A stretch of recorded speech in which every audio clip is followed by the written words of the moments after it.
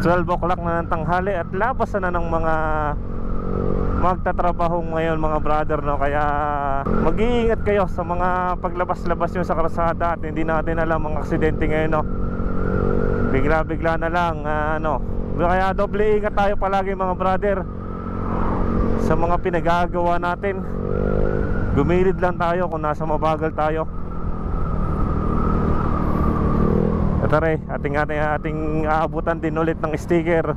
Ating isang solid supporter natin mga brother, no? Si Tol Rico. Talagang sumubaybay simula day 1 ng ating pagbablog. Kaya bibigyan natin siya ng sticker na may konting ampaw.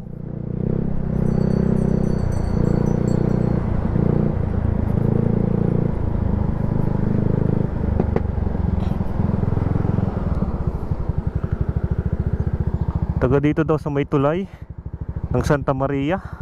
Saan kaya banda dito? Nandito ngayon tayo sa may tulay ng Santa Maria ba to?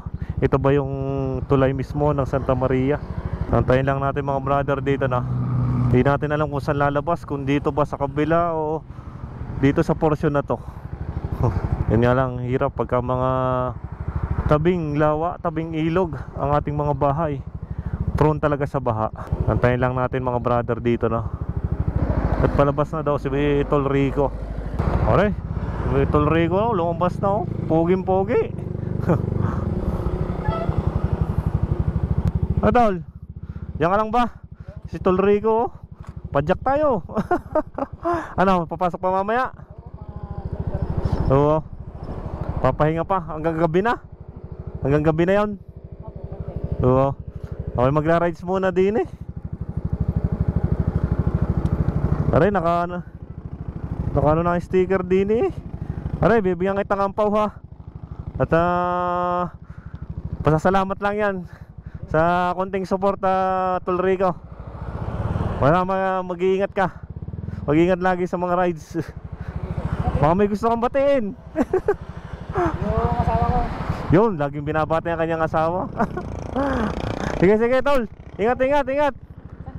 Ha? Dini, iikot lang ako dini ng kaunti. Magpapahangin lang. Dini, papuntang Kalumala. Sige.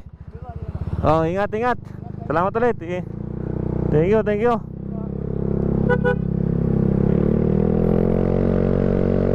Yun mga brother, talagang inabutan na natin si Tol Rico ng konting pamerienda. At minsan lang tayo mag-abot sa mga solid na sumusuporta sa atin,